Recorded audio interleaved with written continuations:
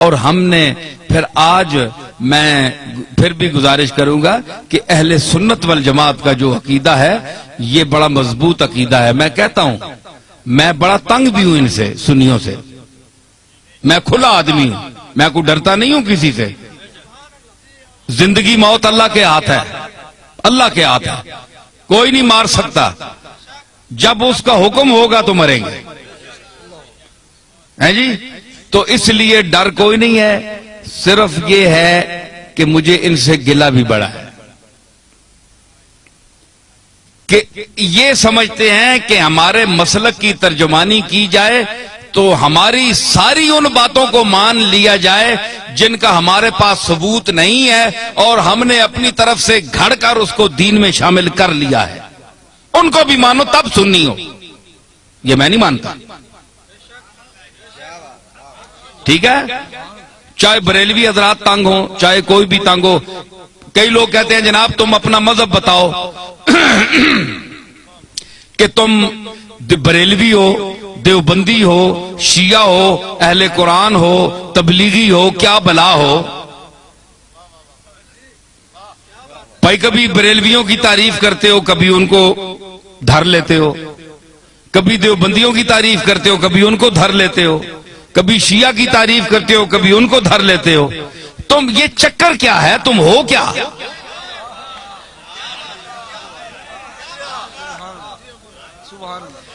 ہے جی. آج میں آپ کو بتاتا ہوں میں کیا ہوں. دیکھیں صاحب، یہ ان کا سوال بجا ہے کہ یہ سارے لوگ ان کی تعریف کرتے ہیں اور کبھی جو بہت خوش ہوئے ہوتے ہیں وہ دیوبندی بھی کہتے ہیں یار یہ تو ہمارا آدمی ہے، یہ دیوبندی ہے. وہ دوسرا خطاب سنتے ہیں وہ کہتے ہیں تب تن کے رکھ چھوڑیا سسا. بریلوی کہتے ہیں جناب یہ ہمارا ہے، تو دوسرا خطاب سنتے ہیں اس میں کوئی ان کی بات ہوتی ہے، ان کو دھر لیتا ہوں، وہ کہتے ہیں یہ گیا، یہ تو کچھ بھی نہیں ہے، ہمارا تو نہیں ہے. شیعہ کہتے ہیں اہل بیت کی تعریف اس سے بڑھ کر کسی نے کی نہیں، کبھی ان کو بھی کوئی چٹکی لگا دی، وہ کہتے ہیں یار ہمیں بھی ہماری خبر بھی لے گیا. اہل قرآن، تبلیغی، اہل حدیث تعریف بھی کرتا ہوں، مذمت بھی کرتا ہوں. وہ کہتے ہیں یہ چیز کیا ہے، یہ ان کی معجون مرکب کیا ہے، حدود اربع ان کے کیا ہے. تو میں گزارش کروں، بات یہ ہے کہ میرا کوئی ذاتی مذہب نہیں ہے، نہ آپ کا کوئی ذاتی مذہب ہونا چاہیے. ہمارا مذہب، ہمارا عقیدہ، ہمارا مذہب، ہمارا مسلک، ہمارا نظریہ، ہمارا اندیہ وہ ہونا چاہیے جو اللہ کی آخری کتاب قرآن مجید میں آیا ہے، یا جناب محمد الرسول اللہ سے جو عقیدہ، جو طریقہ ثابت ہے وہ آپ کا اور میرا عقیدہ ہونا چاہیے. ٹھیک ہے نا؟ یہ مسلمان کی تعریف ہے. تو ہر یاد رکھیے کہ ہر مذہب میں، ہر مسلک میں افراط و تفریط ہے. یا کوئی کسی بات میں گھٹ جاتا ہے، بہت دالیوں لے ونن تے بعض جگہ وہ اتنی شدت کرتے ہیں کہ حد سے بڑھ جاتے ہیں.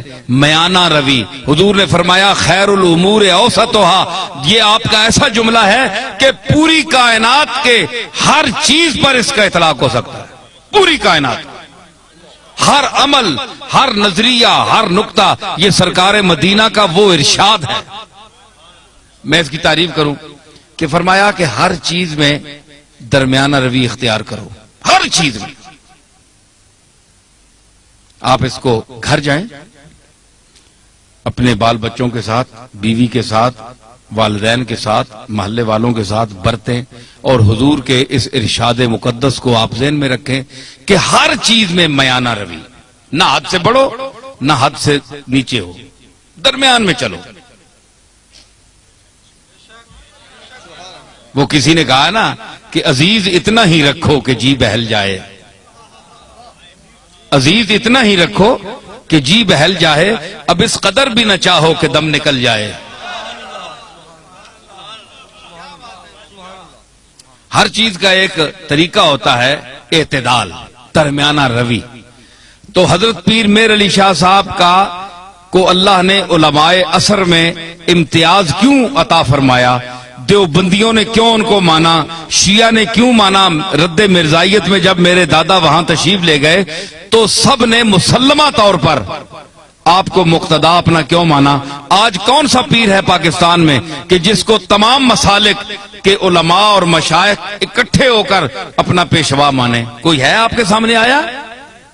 نہیں آیا، اس لیے کہ وہ خود معتدل نہیں ہے، وہ پارٹی کا بن گیا ہے، پارٹی کا ہو کر رہ گیا ہے۔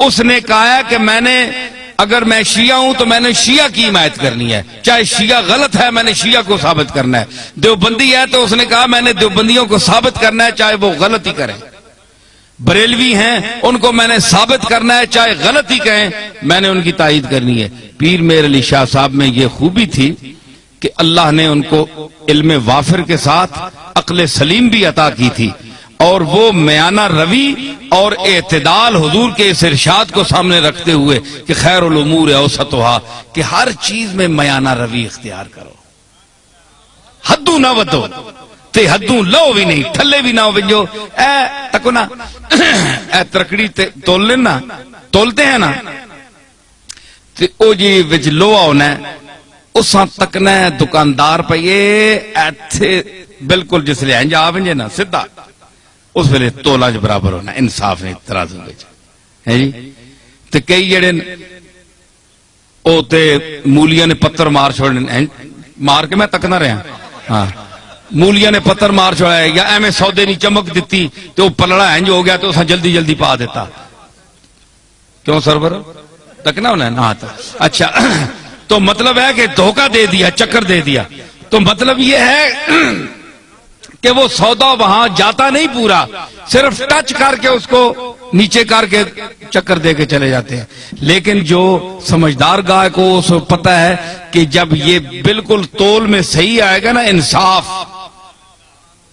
انصاف پہ آئے گا، نہ ادھر جھکاؤ ہوگا نہ ادھر ہوگا، تو پھر صحیح تلے گا۔ اس کو کہتے ہیں اعتدال، درمیان میں، نہ ادھر نہ ادھر۔ تو آپ بتائیں کہ سودا وہ صحیح تلتا ہے نا جو اعتدال پر ہو، جسے اس کے آنے جی ترکڑی نہ ہو، کنڈا صحیح تولتے درمیان کھلوتا ہوئے، اور صحیح سودا تولنا ہے۔ پیر میر علی شاہ صاحب کے میزان علم پر وہ کنڈا جو صحیح ہے اس پر ہر وہ سودا تلتا ہے، اور جو غلط ہو زائد ہو وہ ادھر ادھر ڈول بننا ہے، ختم ہو بننا ہے۔ لوگ آ رہے جناب پیر صاحب عجیب آدمی ہے، کسی کو انہوں نے کافر نہیں کہا، کسی کو مشرک نہیں کہا، کسی کے خلاف فتویٰ نہیں دیا، سب کو کہتے ہیں مسلمان ہیں، لیکن یہ ذرا ٹھیک کر لو، یہ ٹھیک کر لو، یہ غلط ہو تم، یہ غلط ہو، یہ ذرا ٹھیک ٹھاک کر لو، باقی تم ٹھیک ہو۔ پیر میر علی شاہ صاحب یہی کہتے ہیں نا۔ تو ہمارے یہ آج کے بعض بریلوی حضرات یہ کہتے ہیں جناب کہ انہوں نے اتنا علم ہونے کے باوجود انہوں نے کیوں کسی کو کافر نہیں کہا، دیوبندیوں کو کافر کیوں نہیں کہا پیر میر علی شاہ نے، اتنا بڑا عالم ہے، اور دوسرے لوگوں کو کیوں نہیں کہا؟ بھائی کوئی کفر کی بات سامنے آئے تو کافر کہیں، ان کی تصانیف آپ پڑھیں تو یہ اتفاق کے ساتھ بالاتفاق یہ بات جو ہے یہ آپ ذہن میں رکھیں کہ چاہے بریلوی ہو، چاہے دیوبندی ہو، شیعہ ہو، کوئی بھی ہو، اگر اس کے دل میں اس کے زبان سے ایسا جملہ نکلتا ہے جو رسول اللہ صلی اللہ تعالی علیہ وسلم کی گستاخی پر مبنی ہے، وہ حضور کو لوگوں کی نظروں سے گرانا چاہتا ہے، وہ دائرہ اسلام سے خارج ہے۔ ٹھیک ہے، باقی ہمارے بزرگوں کو نہ ماننے والا کافر نہیں ہوتا، ٹھیک ہے نا جی، ہمارے بزرگوں کو نہ مانے، کوئی داتا صاحب کو نہ مانے، وہ اللہ خود ہی منوا لے گا، وہ خود ہی پکڑے گا۔ اگر اللہ کے مقبولوں کے ساتھ کوئی زبان درازی کرتا ہے تو اللہ بڑا غیرت مند ہے، وہ نہیں چھوڑتا۔ اس نے کہا تھا بس تجربہ کر دیم دری دیر مکافات، با درد کشاں ہر کے در افتاد بر افتاد۔ حافظ نے کہا کہ ہم نے اس دائر مکافات میں بڑا تجربہ کیا ہے، یہ دائر مکافات ہے نا، بدلہ یہی مل جاتا ہے انسان کو، جو کسی کا حق دبائے، جو یتیموں کا مال کھائے، کتنے گیا وہ شکیل؟ ٹھیک ہے، خلیل، ٹھیک ہے نا؟ تو مطلب ہے آپ کے علاقوں میں بھی ایسی چیزیں ہیں کہ جو غریبوں کا مال کھاتے ہیں، یتیموں کا مال کھاتے ہیں، اور ان کے یتیم رشتہ دار جو ہیں وہ دوسروں کے مدرسوں میں پلتے ہیں جا کر. سمجھ آئی؟ تو یہ فرمایا کہ وہ لوگ یاکلون فی بطونہم الا النار، وہ کھاتے ہیں اپنے پیٹوں میں انگارے، بھر رہے ہیں انگارے، آگ کے انگارے جو یتیم کا مال کھاتے ہیں. ٹھیک ہے نا؟ تو کہتے ہیں انہوں نے کیوں نہیں فتویٰ لگایا؟ بھائی فتویٰ انہوں کا دیکھیں، جو رسول اللہ کی گستاخی کرے گا، حضور کو کے متعلق، اور سب سے وہابیوں کے جو سربراہ ہیں، اپنا نہیں کیا نام ہے، ابن تیمیہ، وہ ان کے بھی جد اعلیٰ ہے. تو مطلب ہے عقیدے میں جد اعلیٰ ہے. تو ابن تیمیہ جیسا آدمی، اس نے لکھا کہ ایک ہے کپڑے کا میلا ہونا، ایک ہے حکارت سے کوئی گئی سٹ ہے ایویں ترکیا میلا ہے، ذہن میں اس کو حقیر کہے، ذہن میں یہ عقیدہ رکھے کہ میں اس کی حکارت کر رہا ہوں. ایک یہ ہے کہ حضور علیہ الصلوۃ والسلام کی کملی جو ہے، آپ کا جبہ یا ہر وہ کپڑا جو آپ کے جسم اقدس سے مس ہوا، لگ گیا، ایک بار لگا یا کئی بار لگا، تو اس کو وہ شرف حاصل ہے کہ دنیا میں کسی چیز کو وہ شرف حاصل نہیں. ٹھیک ہے؟